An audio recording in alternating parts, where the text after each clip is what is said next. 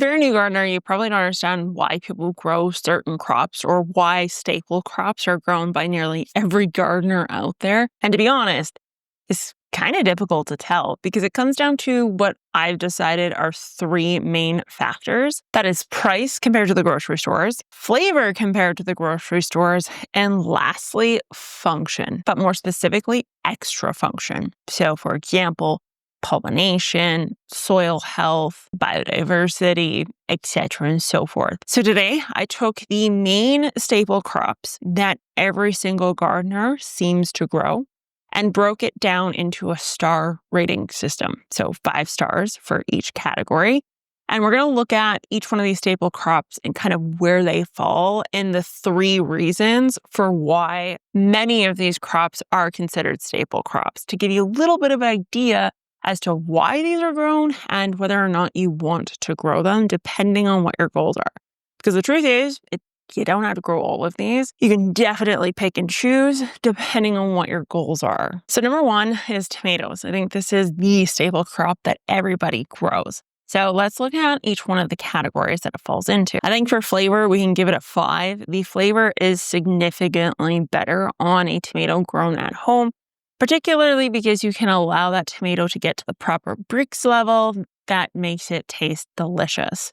So flavor, we're going to give this 5 out of 5. Next up is price savings. So the price of tomatoes can kind of differ. It can be from $3.99 to $5.99 according to Stats Canada between 2022 and 2023 for a pound.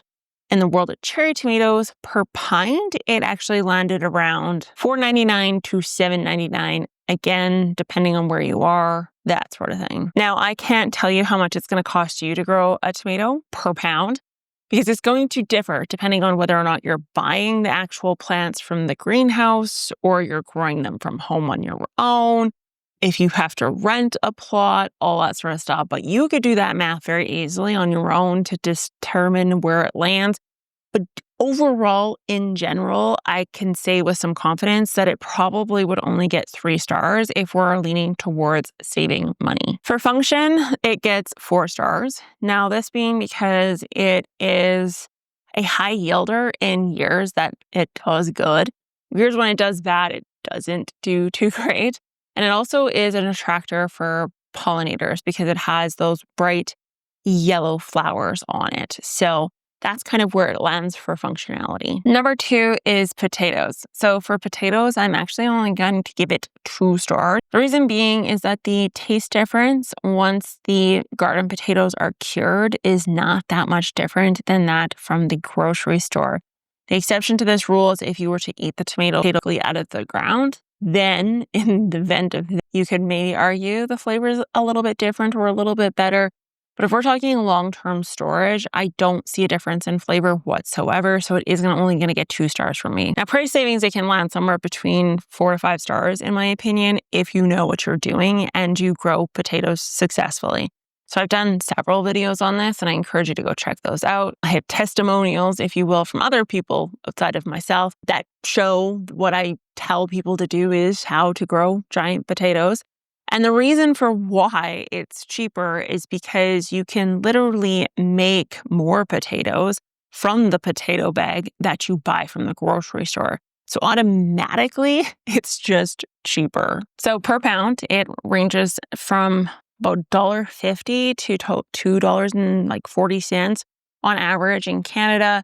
And if you grab a bag of potatoes, you can 3 to 5 times that if you grow it outdoors. So just automatically it's cheaper. For function, it's only going to get like 2-3 stars because there isn't much function for it. It doesn't, bring in pollinators.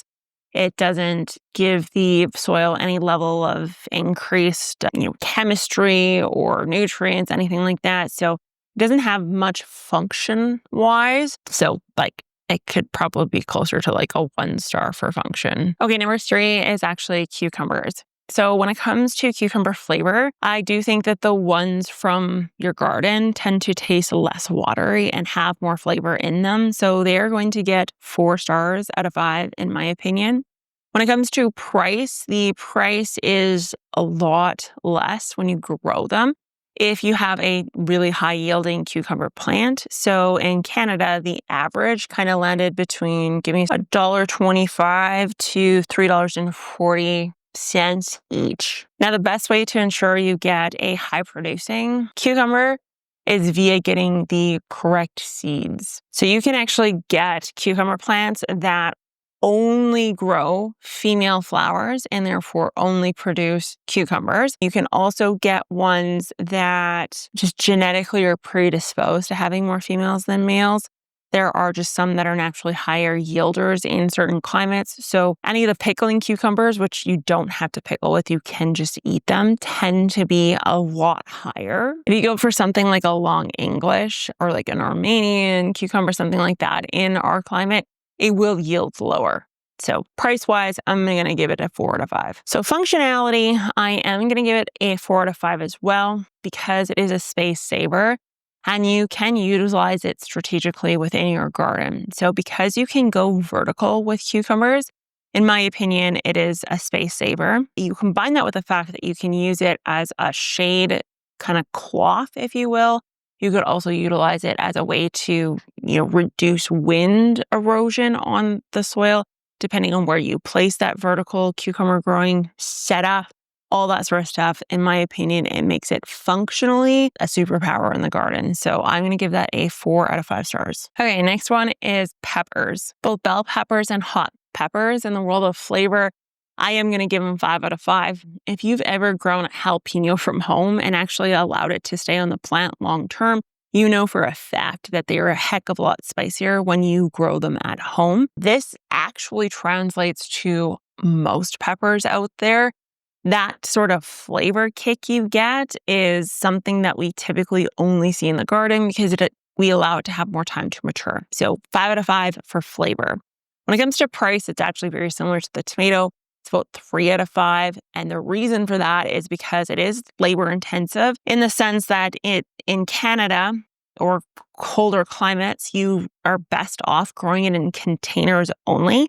So this means that you obviously have to purchase the plant or grow the plant and then place it into a container that is dedicated to that plant with soil, etc., and so forth. So that gives it a 3 out of 5 when it comes to cost. This may change depending on how high you get on the hot spectrum, because specialty peppers in Canada yielded around $5 to $10 per 100 grams, which is significantly more than the bell peppers that are around like the $2 to $5 mark. And so if you're doing more custom type peppers, then I think that 3-star rating actually would change. Functionality wise, it does bring in some pollinators and it has a wide range in selection and options you can go with, whether you are doing sweet or hot peppers. So I do think that makes a big difference kind of in where it lands. So we can put this at like a 4 out of 5 stars. Next up is just lettuce and greens in general. So this gets 5 out of 5 stars across the board for flavor, for function, and for cost.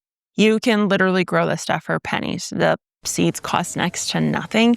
You don't need much for fancy grow lights, if any at all. You choose to start them directly outdoors. They're perfect for doing succession planting. They're great for going in spaces that you normally can't grow anything else, like shadier spots. And just all around, 5 out of 5 stars for all of the categories. And if you live in Canada, you already know the price of greens. $5 to $10 for a bag of greens is insane to me.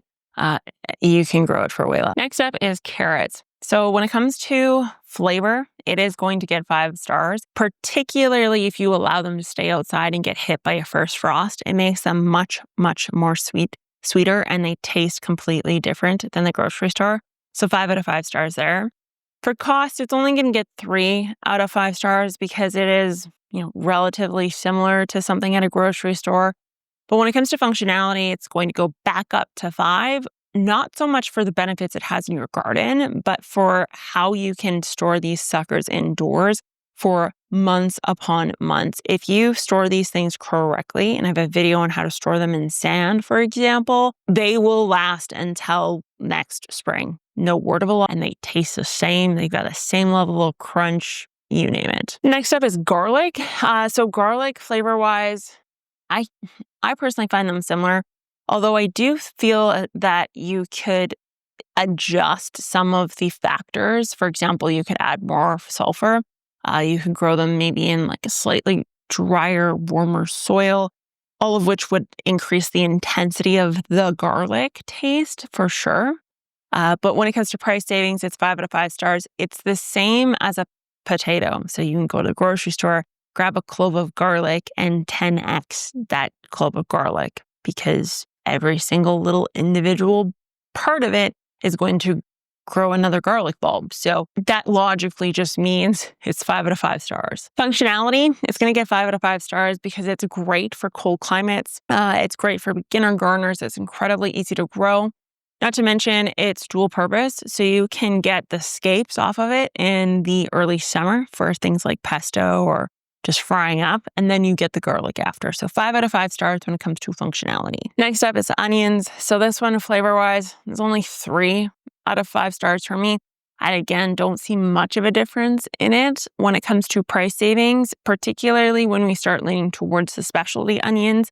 Not so much like your whites and your yellows, that sort of thing. But when you get into specialty onions like shallots or pickling onions, the price is drastically less. So it's kind of similar to the peppers in that sense. Depending on what type of onion you're going to grow will make the difference as to whether or not there are price savings. Again, more common, less likely. So I'd put it at 3-star in that case. But in the event that you're doing specialties, it could very well get bumped up to like a 4 or 5. Functionality wise, I put them at like a 2 or a 3. They don't really serve a purpose for pollinators, soil structure, soil health, anything like that. So they're pretty functionless. Even when it comes to like storing indoors, they're a little bit difficult to store long term if you don't know what you're doing. So yeah, they only get like a 2 or 3 for me. Herbs, all herbs get 5 stars for every single category. I think it goes without saying they're incredibly easy to grow, so they're incredibly cheap to grow. The seeds cost next to nothing. They're similar to greens in that sense. The flavor is totally different because fresh herbs versus non-fresh herbs, it's much, much different than something that's been dried down and put into a plastic container. And then not to mention functionality-wise, this, if I could give it 6 stars, I would. Solely because it adds scent to your garden, which in turn does attract certain critters. So the flowers in turn just equal more pollinators, diverse pollinators. The colors you can get are, variegated time. You can get things with fuzzy leaves, things without fuzzy leaves. And then not to mention, if you've kind of followed this channel long enough, you know that I use it quite often as like a filler or a spiller in just regular container garden. So if you've got flowers and annuals and you're looking for something to fill empty spaces, things like thyme and oregano are very easy to put in there. And then you can obviously harvest them, utilize them, etc. and so forth. So 5 out of 5 for functionality. Next up is squash and zucchini. So the flavor here is the same, in my opinion, to a grocery store, so it's only going to get 2 out of 5 stars. For the next one, though, price, it is going to get 5 out of 5 stars, particularly when we're talking about the zucchini, because it's somehow very expensive in the store, but essentially free in the garden. That's endlessly produces. Same thing goes with winter squash. Produces a ton for next to nothing. Functionality-wise, it's great ground cover for reducing soil erosion, helping with keeping in more soil moisture. They've got these big, beautiful flowers that bring in a number of different pollinators. And so, yeah, that would be like a 4 out of 5 stars. Bush beans and pole beans. So if you buy these fresh in the grocery store, this is where the difference is made. Fresh, they can cost from $5.99 to $7.99 per pound. In the garden, they not only produce endlessly if you continue to harvest from them, a single plant can grow a lot and you don't need a ton of space. So it gets a 5 out of 5 stars for price. Flavor-wise, I do find that the flavor is a bit better when you grow them at home. So it could be a 4, sometimes a 5, depending on what you're growing. Functionality, 5 out of 5 stars. It's a legume, so it fixes nitrogen. There's a ton of different colors. Like you can get dragon beans that are purple and white stripes. You can get purple string beans, you can get white ones, green ones, so the colors are endless. You can get very fantastical looking flowers off of some of these. So 5 out of 5 for function. Strawberries. So this one I think is completely useless when it comes to saving money. Saving money-wise, it's like a 2. Probably closer to a 1 if you don't have like an established patch, which is difficult to do also, by the way, depending on where you are, of course. So that it's like not for price savings, but for flavor, this is again one, if I could get it 6 out of 5 stars, I would, because it's a big difference, huge difference. Functionality-wise, it's not anything special to write home about. So I'll give it like a 3 out of 5 stars for that, but flavor is the reason why you grow strawberries. So to summarize, more expensive to grow at home can include things like peppers, tomatoes, strawberries, carrots. Cheaper to grow at home, garlic, potatoes, zucchinis, winter squash, leafy greens, herbs, and then beans, of course. So let me know in the comments down below if you think I'm off on any of these, or what crops you think deserve to be on this list and what star ratings they should get for each one of those categories. I will talk to you guys next time. Bye.